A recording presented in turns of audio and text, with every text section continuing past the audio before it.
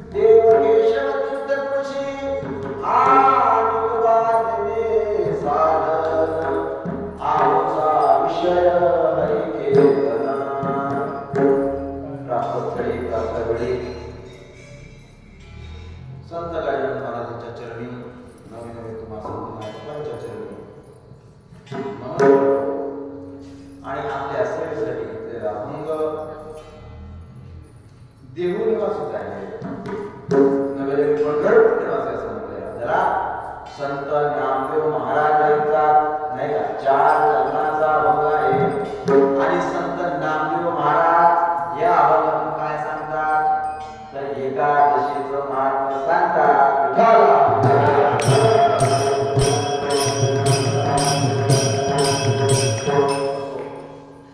कीर्तनाला सुरुवात करण्यापूर्वी एक मर्यादा तुम्हाला माहित आहे की आपण हे गाव बोडगाव मंजू या गावामध्ये नवे संत गजानन महाराजांचं असं वाटतं शेगावच आहे नाही का असं असणार भव्य आणि सुंदर असं अप्रतिम इथला जो परिसर आहे आणि या परिसरामध्ये आपण आपल्या पायदळवाडीने नाही का विसावा घेतला आहे. इथल्या सर्व पदाधिकाऱ्यांचं स्वागत तुमचं सुद्धा स्वागत असा हा पर्याय आहे. सर्वजण थकलेले आहेत तरी सुद्धा मी जास्त वेळ घेणार आणि कीर्तनाला सुरुवात करणार.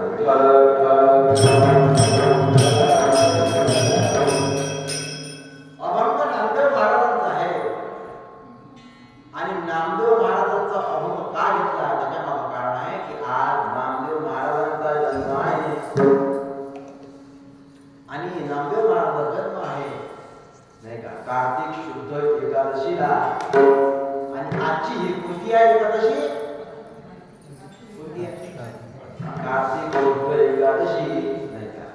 मग या कार्तिक शुद्ध एकादशीचं महत्व काय आहे ते आपण बघू.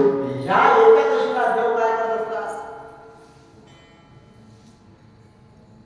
या एकादशीला देव योग निद्रेतून उठतात आणि देवशैली आषाढी म्हणजे आषाढ महिन्याची जी एकादशी येतात त्या एकादशीला देव योग निद्रेत झोपतात.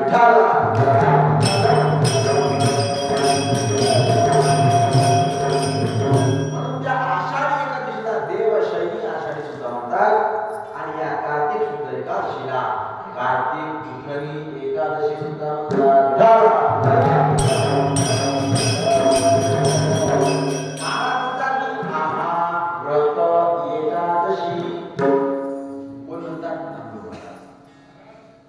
आता जे अधिकारी लोक आहेत ते आपल्याला सांगत आहे व्रत एकादशी महत्व आपल्याला महत्व कळलं पाहिजे. नवे नवे आपण सुद्धा एकादशी धरली पाहिजे आणि जो एकादशीला काय करतो जेवण करतो. जेवण ते काय म्हणतात? एकादशीच अन्नपान जेश्वान विष्टी समान. जो प्राणी या एकादशीला अन्न सेवन करेल ते काय आहे?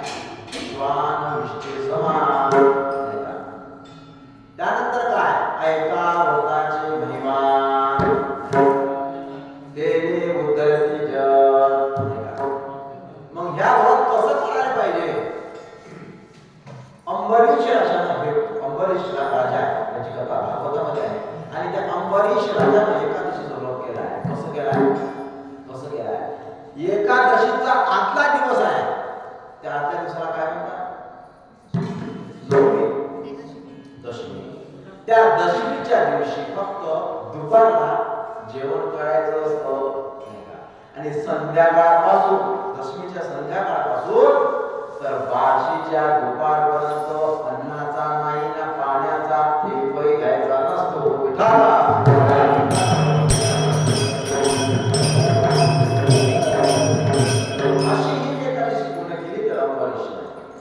आणि त्या अंबरीश राजासाठी त्या भगवंतानं अवतार सुद्धा घेतला.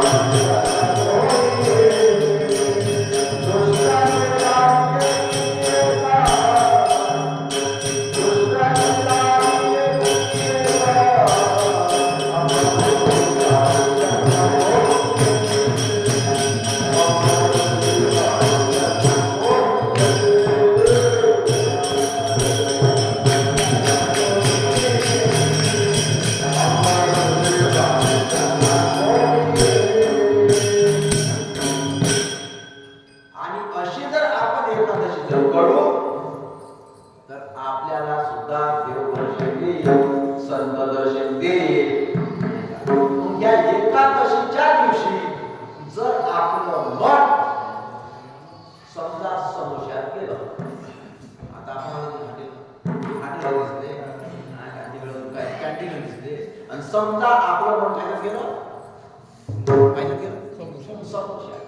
झाला. तुमची एकादशी निष्फळ झाली. आता त्या एकादशीला आपण दुसऱ्या दिवसाचा विचार केला. एकादशी आता उद्या आता असं होतो ना. आता मोठा मोठ आता देतो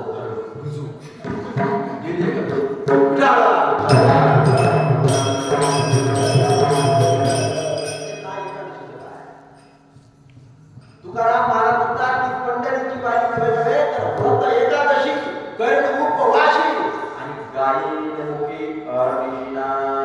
काय म्हणते? मी एकादशी करेन. कशी करेन? उपवाशी राहून. नाही का? व्रत एकादशी करीन उपवाशी गायी मुखी नाम अर्णिशी. त्या एकादशीला काय करत असते? एकादशीला काय करत असते? नाव सांगता ना. चीज झाल्यावर ऍपल झाल्यावर पप्पल खाण्यावर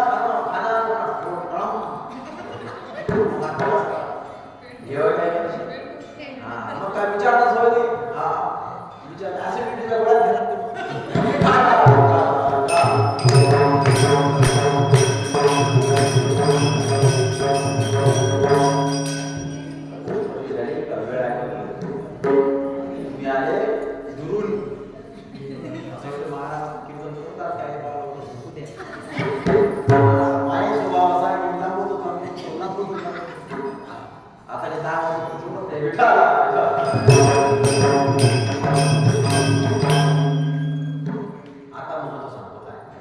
एकादशी म्हणजे काय किंवा एकादशी ही शक्ती कशी निर्माण झाली ऐकून लक्षात ऐकून घ्या एकादशी काय होती कुंभ नावाचा दैत्य आहे दैत्य कसा असतो वाईट विचार ज्याचे वाईट विचार होते कुंभ नावाचा दैत्य आहे आणि त्याचा मुलगा आहे कोण त्याचं नाव आहे मृदुमान्य कुंभ नावाचा दैत्य त्याचा मुलगा मृदुमान्य आणि या मृदुमान्याने काय केलं तर बघ केलं आराधना केली कोणाची ब्रह्मदेवाची आणि ब्रह्मदेव प्रसन्न झाले बोला 12 वर्षापासून एकाच पाया होता सांगा काय पाहिजे तुम्हाला आता मृदुमान्य म्हणाला मला काय पाहिजे मला धन नको मला संपत्ती नको मला बायको नको नाही का मला शेती नको पैसा नको काय पाहिजे मला तुम्ही एक काम करा मला अमर बनवा आता ते आता ब्रह्मदेवाने विचार जर केला थोडासा आता याने जर अमर केलं तर याचा नायनाट करावे याचा संवाद करावे बरं म्हणजे हे पटत तुला अमर पद देतो मी अमर पद देतो पण गोष्ट अशी आहे की तुझं मरण फक्त एका स्त्रीच्या हातून होईल याला विचार केला स्त्री कशी मला मागे स्त्री कशी मला मागे आता भाग वेगळा आता स्त्री मारते कोणाले पतीले त्याचा बोलतो म्हणून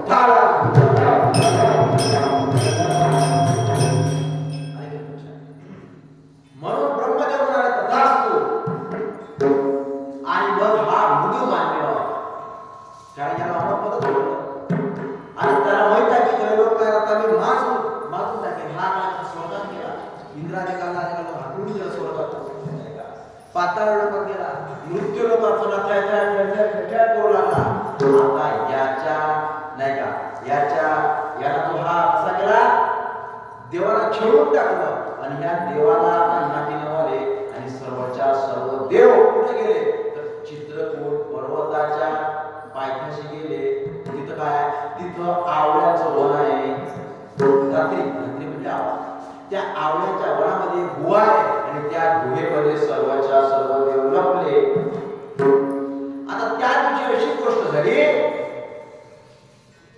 की त्या गुहेमध्ये सर्वच्या सर्व देव लपले आणि त्या गुहेमध्ये अन्नही खायला नाही त्या दिवशी तिथं पाणी खायला नाही आता यांना काय घडले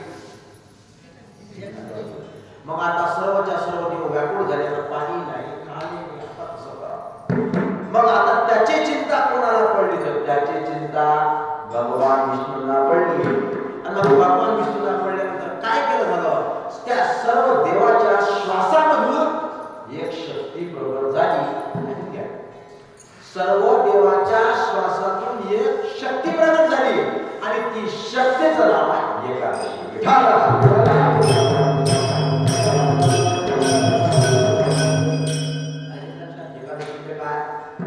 देवाच्या श्वासातून झालेली एक शक्ती आहे एकादशी आणि मग काय त्या एकादशीनं त्या मृदुमान्याचा संहार केला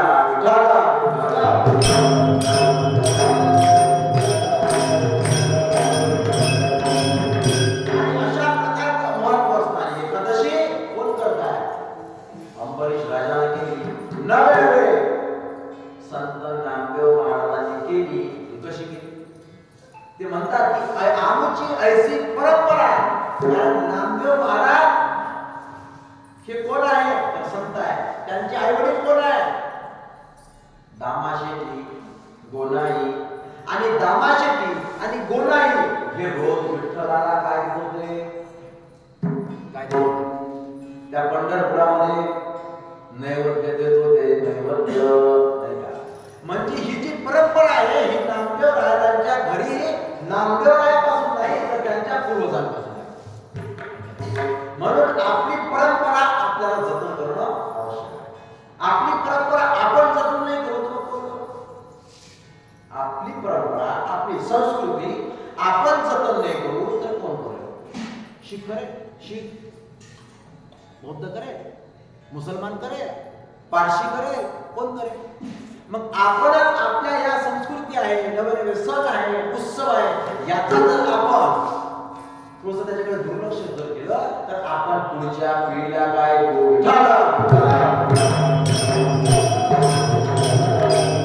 म्हणजे ही अशी परंपरा आपल्या घरात असली पाहिजे हा बाबाच हरिपाठीत नाही गेला तर पोटा कसं हरिपाठ नाही आमचा पोटा असते पोराची आवश्यकता नाही बापाची आवश्यकता आहे म्हणजे पोरगा आहे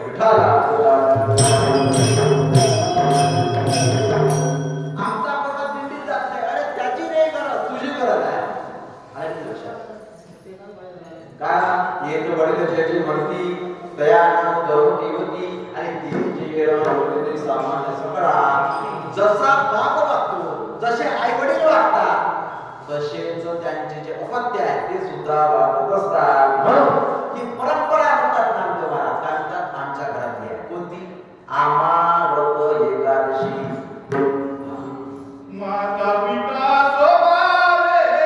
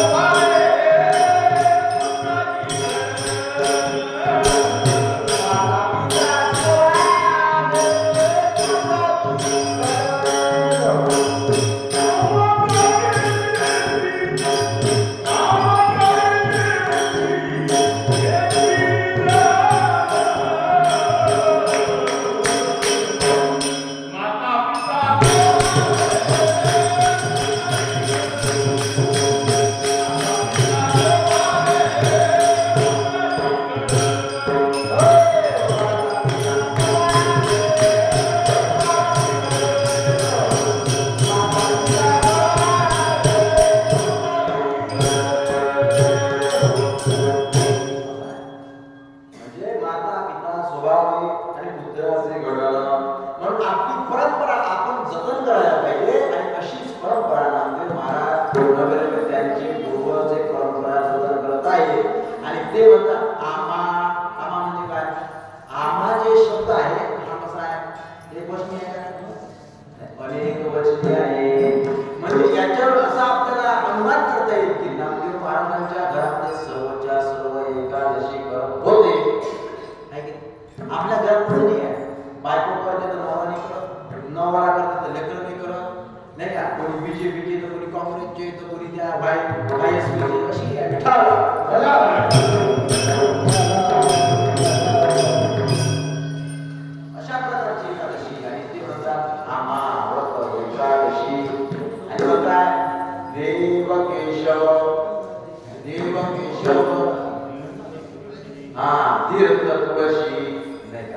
मग त्या एकादशी सोबत काय करायला पाहिजे तर त्या एकादशीला नवे नवे एकादशी सोबत तुळशीचं सुद्धा पूजन केलं पाहिजे आणि ज्या प्रकारे आपल्याला तुळस दिसते वृक्ष जायची काय म्हणता आपल्याला तुळशीला पण ती एवढी गुणकारी आहे त्याच्यामध्ये अँटीबायोटिक आपल्याला औषध आणि त्या तुळशीचं जर आपण रोज दोन जर खाल्ले तर आपल्याला चर्मरोग होणार नाही नवे नवे आपल्याला कुठल्याच प्रकारचा आजार होणार नाही एवढं तुळशीचं महत्व आहे मग आता ही तुळशी कुठून उत्पन्न झाली तुळशी उत्पन्न कुठून झाली तर तुळशी झाली वृंदेच्या शरीरातून आता हे वृंदाची कथा सांगायला वृंदा म्हणजे कोण? तर वृंदा म्हणजे जालंधराची पत्नी. जालंधर कोण होता? जालंधर दैत्य होता, नाही का? आणि तो जालंधर कोणाशी युद्ध करू लागला? तर तो महादेवाशी युद्ध करू लागला. मग आता कसं करावं? हे महादेव गेले विष्णूपाशी. मग त्या विष्णूनं मोहिनी रूप धारण केलं. नव्हे तर तेच विष्णू आता कसं करावं? हा जालंधर एवढा पराक्रमी होता. का पराक्रमी होता? त्याच्यामागं कारण असं होतं की त्याची जी पत्नी होती ती पतिव्रता होती. आणि पतिव्रतेचं एवढं महत्व आहे का? पतिव्रतेचे जैसे पती वाचून स्पर्शी मी सर्व जैसे सुवटांची. किंवा तुका म्हणे पतिव्रता आणि तिची देवावरील सत्ता, एवढं पतिव्रत. आणि हिच्या पतिव्रतेमुळे तो जालंधर मरत नव्हता, नाही का? मग शेवटी विष्णू भगवंताला त्या जालंधराचं रूप घ्यावं लागलं आणि ते कुठं आले? आणि त्या रुद्रेचं काय भंग केलं. शेवटी तुम्ही कोण आहात? तुम्ही सांगा मला कोण आहे? तर शेवटी विष्णुदेव जे आहे ते प्रगट झाले होते त्याच्यासमोर. आणि त्यावर त्यांनी शाप दिला. कोणा दिला? विष्णू भगवंताला, की ज्याप्रमाणे तुम्ही माझ्या पत्नीपासून माझा वियोग केला, तुमचाही तुमच्या पत्नीपासून वियोग होईल. आणि ते राम अवतारात विष्णू भगवंताला भोगावं लागलं, विठावं. आणि मग त्या रुद्राला आपल्या देहाचा देहत्याग केला, शरीराचा. आणि त्या देहातून काय झालं? तर ते जे राख होते त्या राखेतून 3 वृक्ष निर्माण झाले. कोणतं? आवळ्याचं वृक्ष, बेलाचं वृक्ष आणि तुळशीचं वृक्ष. तुळस कोणा घेतली? तर तुळसी पांडुरंग परमात्म्याला विष्णूने घेतली. बेल कोणा घेतलं? बेल घेतलं महादेवानं. आणि आवळा कोण घेतला? तर आवळा घेतला ब्रह्मदेवानं. अशा प्रकारची ही तुळस आहे. आणि त्या तुळशीचं काय केलं पाहिजे? तर त्या तुळशीचं रोज पूजन केलं पाहिजे. संध्याकाळच्या वेळेला, सकाळच्या वेळेला त्या तुळशीच्या ठिकाणी काय दिवा लावला पाहिजे. नवे त्या तुळशीच्या प्रदक्षिणा मारल्या पाहिजे. आता गोष्ट अशी झाली, माणसाला घरात राहण्यात आलं तर तुळशी कुठं झाली? तुळशी तिथे एखाद्या कोपऱ्यात ठेवतो. काय कारण प्रदक्षिणा? आता इथं तरी बरं आहे, खेडेपाड्याचे घर मोठे असते, जागा. आणि त्या शहरात गेल्यावर 750 फूट 10 बाय 10च्या खोल्या आणि गाडी ठेवायला जागा आहे. मग ते तुळशी तिथे एका ठिकाणी कुठं मारण प्रदक्षिणा नाही का? एकांतवास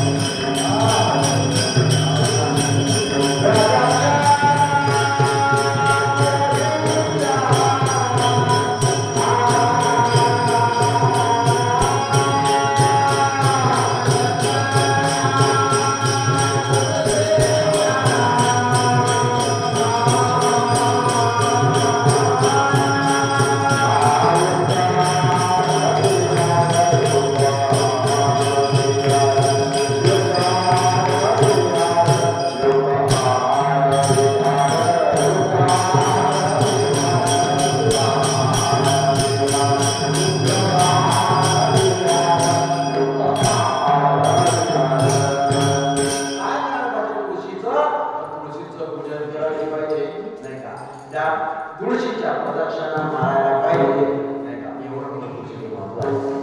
नवे आपल्याला सर्वांना माहिती आहे की लहान मुली जे आहे ते लहान सुद्धा दचकलं अंधारात किंवा रात्री, तर आपण काय करतो? तुळशी पाशी पाणी देतो आणि ते पाणी सकाळी त्याला देतो. पुन्हा त्याला ते असे वाईट स्वप्न पडत नाही. नवे त्याचे पानं जर आपण रोज खाल्ले तर आपल्याला चर्म होणार नाही. नवे आपल्याला कुठलंच इन्फेक्शन होणार नाही. आणि अशी तुळशी जी आहे ते काय तीर्थ आहे. तीर्थ आहे. समजा एखादा माणसाचा मरणासन्न अवस्थेत आहे, आपण काय तर तुळशीचं पाणी घेतो आणि तुळशीचं पाणी जल करतो. म्हणजे काय होतं? तर त्या तुळशीमुळे तो रामाला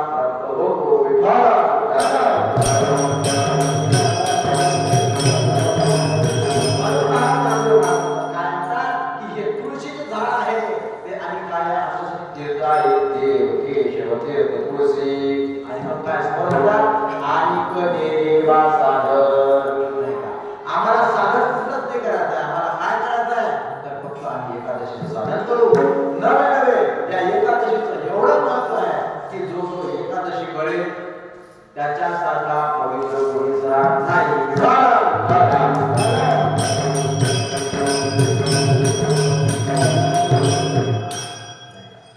आणि बाबा नवीन साधन नाही का आमचा विषय हरी कीर्तन कोण म्हणतात नामदेव आम्हाला काय आवडतं आमचा विषय काय आहे आमचा विषय आहे हरी कीर्तन आम्हाला काय आवडतं कारण कसं आहे प्रत्येकाचा विषय अलग आहे प्रत्येकाची सुखाची व्याख्या ही अलग आहे कोणाला कशात सुख तर कोणाला कशात सुख कोणाला तपात सुख तर कोणाला भजनात सुख नाही का कोणाला व्यसनात सुख तर कोणाला कशात सुख तर कोणाला पायदळ दिंडीत सुख कोणाला संतांकडे जाण्यात सुख कोणाला वारीत जाण्यात सुख नाही का असे अनेक मार्ग सुखाचे आहेत पण नामदेव महाराजांचा काय म्हणतात आमचा विषय हरी कीर्तन कीर्तन कसं कीर्तन कसं हरी कीर्तन आणि हरी कीर्तन ही व्याख्या काय व्याख्या जे करोनी डोके ठसाड अंतरे श्री हरीची त्या कीर्तनामध्ये जर त्या सत्यपालची जर आणली कॉमेडी तर त्याला कीर्तन म्हणता येत नाही त्या कीर्तनाला बघण्याची आता दृष्टी लोकांची बदलली आहे कोणी महाराज पाहायला जाते महाराज कसा दिसते बा चला पाहायला कोणी त्या कीर्तनाचा विरोध ऐकायला बसतो हा महाराज हसवते किती वा अरे महाराज हसवणे पाहिजे घडवलं पाहिजे त्याला म्हणतात महाराज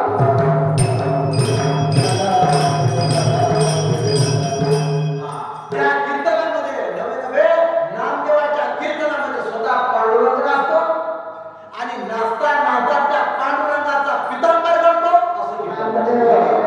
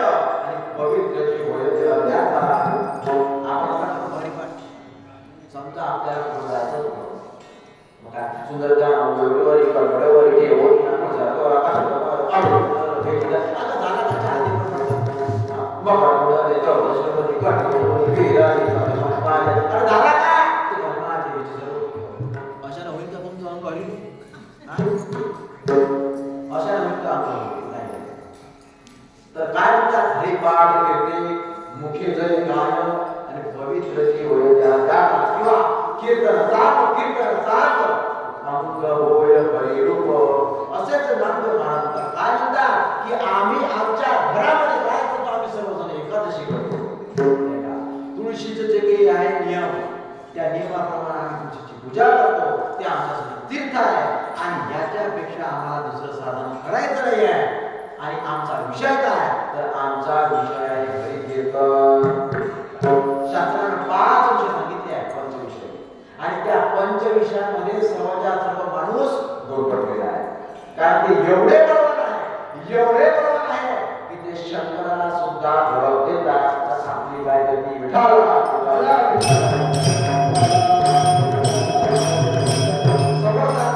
संत संगती निरंतर.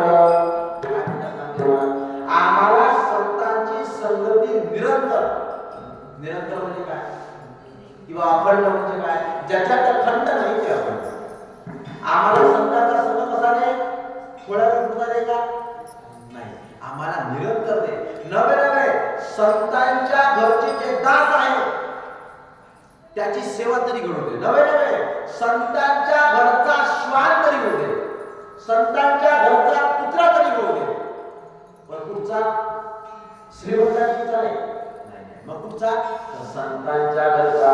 मग तिथं काय केले, तेथे राम नाम होईल श्रवण. काय म्हणतात, तिथं राम नाम भेटेल ना, कारण जगाच्या बाजारात सर्व काही मिळेल, पण हे दुर्लभ हरीचे नाम सगळं मिळणार.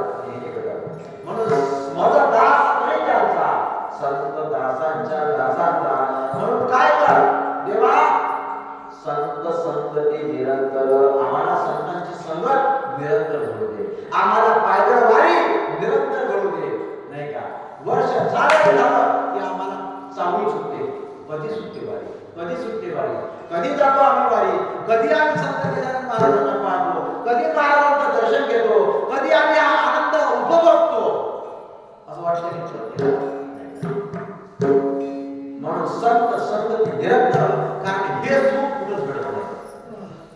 तुम्ही अमरावती दिवाकडे जा, वाटपाडले जा, गीतवाडात जा, कुठं भेटते, कुठं भेटते, संतांची संगती सर्व काळ.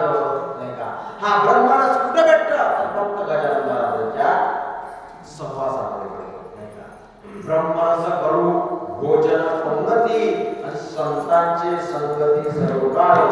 म्हणून आपल्याला काय मागायचं देवाला, आपण काय मागतो, काय मागतो आपण यावर्षी, बाबा पोराचं लग्न होऊ दे, यावर्षी बाबा पोराचं लग्न होऊ दे, यावर्षी 2 एकर घेऊ दे, यावर्षी गाडी होऊ दे, यावर्षी घर होऊ दे. मी सांगितलं आशा कधीच कोणाची पूर्ण होत. मग काय मागायचं, न लगे मुक्ती धन संपदा.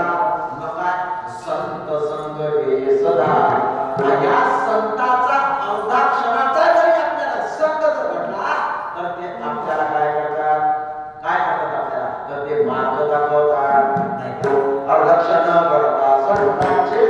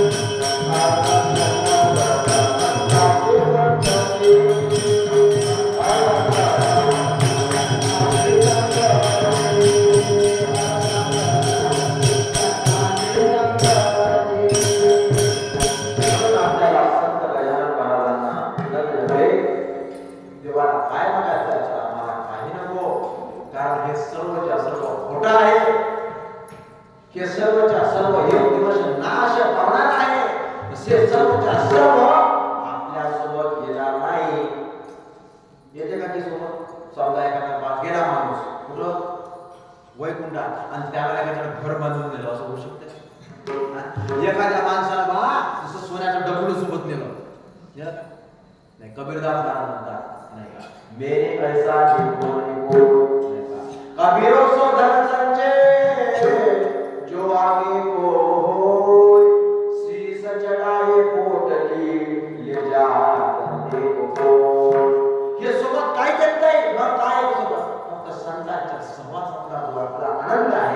नाही का त्यांनी जो आपल्याला उपदेश केला आहे त्या उपदेशाने आपण जे आपलं जीवन कृतार्थ झालं आहे त्याचा पुण्याची गाठोडी आहे तेच फक्त सोबत येते म्हणून काय म्हणतात संत संगती निरंतर तुम्हाला दुसरं काही देऊ फक्त संतांची संगती आणि शेवटी म्हणतात महाराज की विनवी विष्णुदास नामा ऐसी आमची परंपरा आमच्या घरात हीच परंपरा आहे आणि आम्ही एकादशी केल्यानं आमचा उद्धार झाला आहे नवे नवे आमची देव वाट पाहत आहे नाही का आमची संत वाट पाहत आहे आमचा अधिकार एवढा आहे की आता आम्ही नाही का या देवाला सुद्धा आम्ही त्याच्याशी भांडण करू शकतो कसं सांगतो तुम्हाला एक गाव आहे त्या गावात असं होतं ते कसं न पूजिती देवा कोणी एक देवाला कोणी मानायला तयार नाही काय म्हणलं देवाला कोणी मानायला तयार नाही म्हणजे त्या गावात कोण होते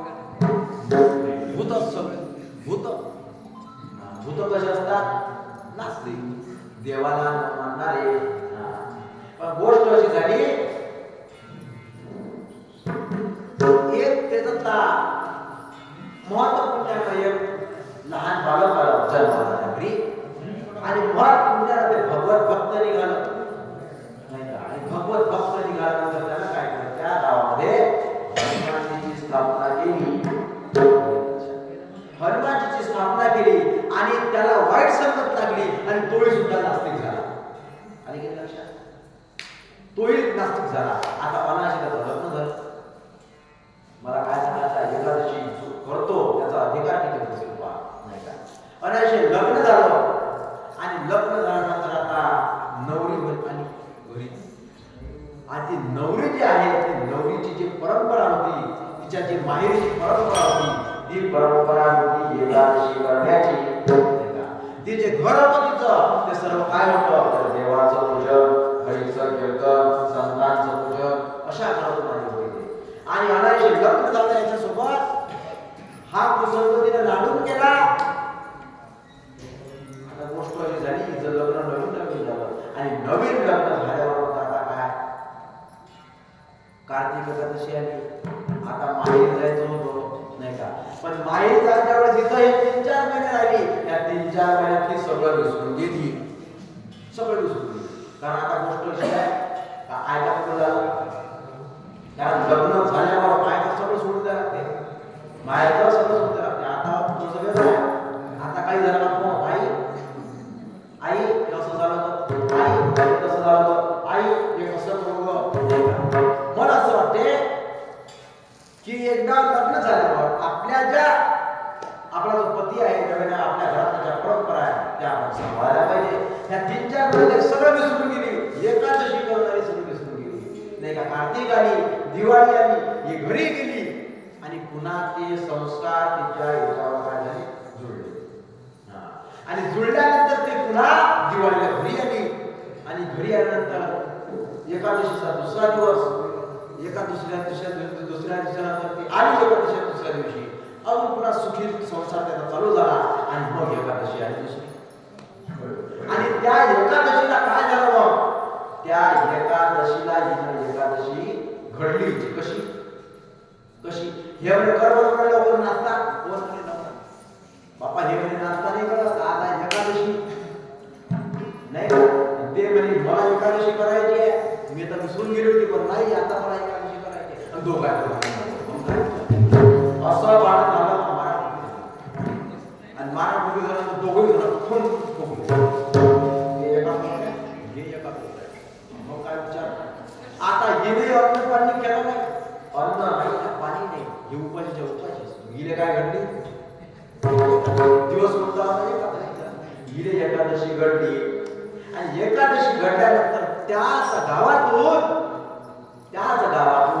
भगवान नाही का देवाचं विमान चाललं होतं आणि विमान चाललं आकाश मार्गे त्या विमानाचं नाव आहे पुष्पक आणि ते विमान लगाचं बंद पडलं विमान बंद पडलं उतरलं पुढं त्याच गावात आता कसं करा त्या विमानाला चालत म्हणे गाव या तुमच्या गावात आहे का कोणी विमानाचं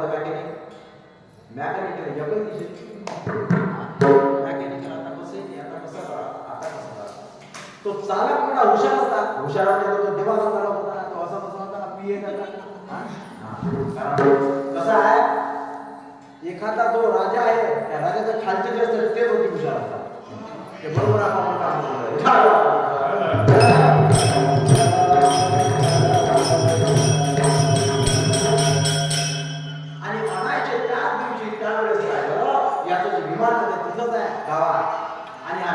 शोधून काढला आणि त्यावेळेस त्याची पत्नी होती त्या दोघांचं भांडण झालं होतं. ती आली गाव मला काय झालं आणि मला बंद पडलं म्हणे बाई. पण याचा हे कशीला काय हे आताही काय होतं म्हणे हा स्पर्श जरी केला तर हे विमान दुरुस्त होते आता उडते. मग अट काय आहे तर तो चालक म्हणाला देवाचा चालक नाही का. तो काय म्हणाला ज्या बाईनं आजची एकादशी केली असेल तिचा स्पर्श होताच विमान चालू. आता हिला वाटलं आपलं भांडण झालं. आपण पाणी नाही पिलो ना अंधाई नाही सहन केलं ना फराळी नाही केला ना राजगुराची डाळू नाही का. आता एकादशी घडली असेल आणि ते म्हणाला चालक म्हणाला जो कोणी या गावात एकादशी करेल त्याचा स्पर्श होताच काय होईल तर विमान सुरू होईल. आणि तिनं स्पर्श केला आणि स्पर्श केल्यावर देवाचं विमान काय झालं चालू झालं. देव बसून पुढे गेले तर कौर टेम्पला गेले.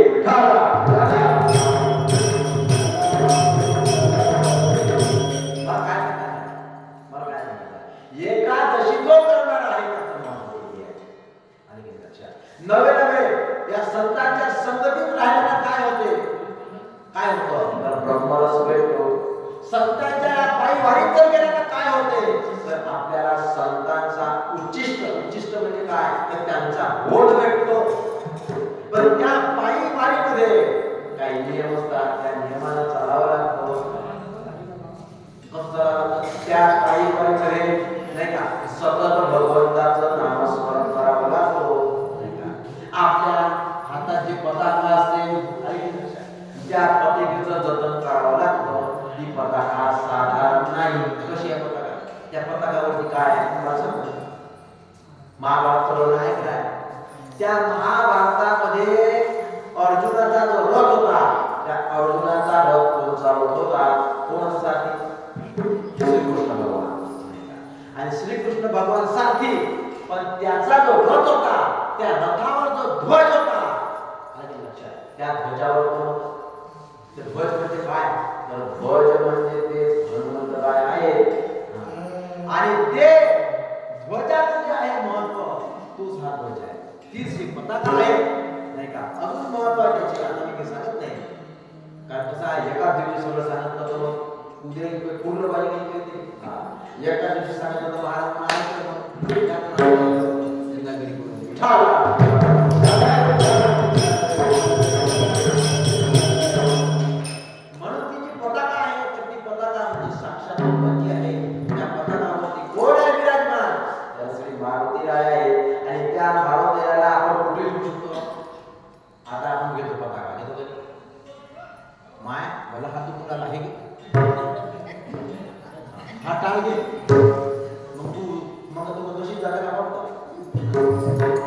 देवाचं नामस्मरण मुखामध्ये असलं पाहिजे. आपल्याला जी कामगिरी दिली आहे ती कामगिरी आपण चोखटपणे पार पाडली पाहिजे कारण ती साधारण पताका नाही. आत्महत्या महाभारताचं युद्ध झालं आणि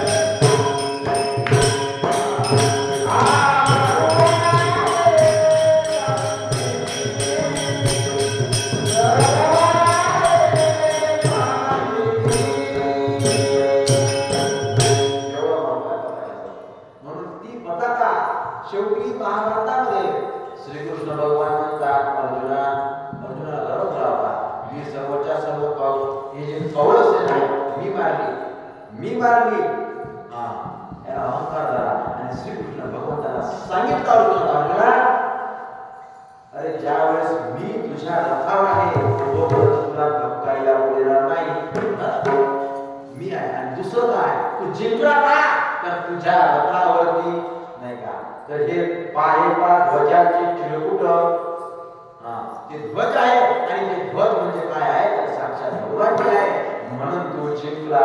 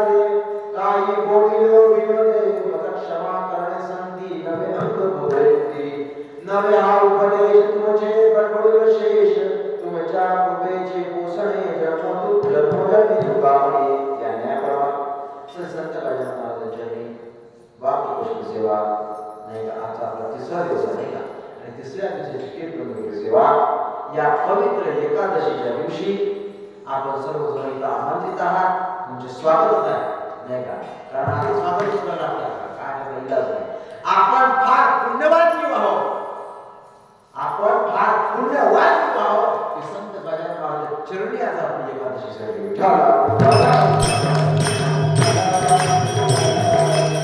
त्याच्यामध्ये सांगितलं की आपलं पुण्य आपल्याला दिसत नाही आपलं पाप आपल्याला दिसत नाही आपला उद्धार होऊन राहिला हे आपल्याला समजत नाही मग अनुमानानं समजा कसं की आपण संतांच्या वारीत चाललो संतांना भेटण्यासाठी चाललो का आपण हिरोले भेटण्यासाठी चाललो का हिरोले भेटायला चाललो नाही आपण संतांना आपण देवाला भेटायला चाललो याचाच अर्थ की धन्य वाणी आपुले संचित आणि राही असे वेगळ जेनानी धन्य झालो आता यासी संदेह नाही न बळे या बाईला हाती आपल्याला आता यमदूत घ्यायला येणार नाही मग कोणी आता मला पण विष्णुदूत आणि विष्णुदूत असे आहे की तुमचा काळ जरी संपला असेल आणि म्हटलं गावा माझा पोरगा अमेरिकेत गेलाय आणि त्याला येण्यासाठी 4-5 दिवस लागतात तुम्ही थांबून जा विष्णुदूत सांगतात